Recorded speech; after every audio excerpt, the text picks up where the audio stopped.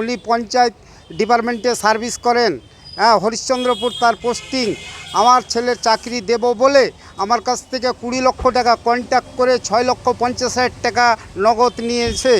তাকে টাকার কথা বললে আমাকে হুমকি দেয়। উনি টিএমসি পার্টি করেন।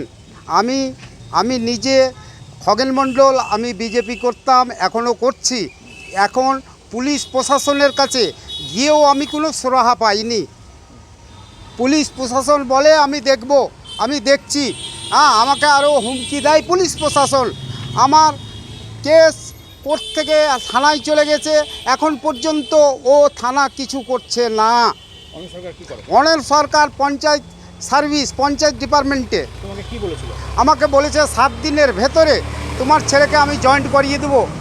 জমি বিক্রি করেছি, আবার জমি বিক্রি করাতে বলে চেয়েছে যে 20 লক্ষ টাকা 7 দিন পরে তোমার কাছে আমি বুঝিয়ে নেব।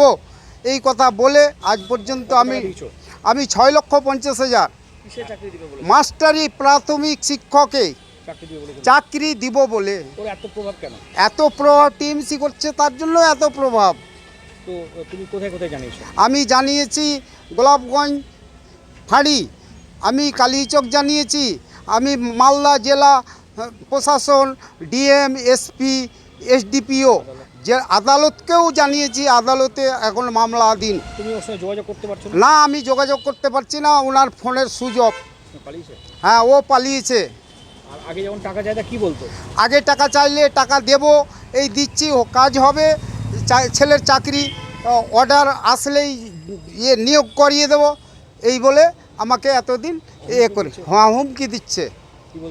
বলছে বেশি কিছু বাড়াবাড়ি করলে কথা হচ্ছে যে প্রাণে মেরে দেব, এই রকম কথা বলে। তুমি এখন কি চাচ্ছ?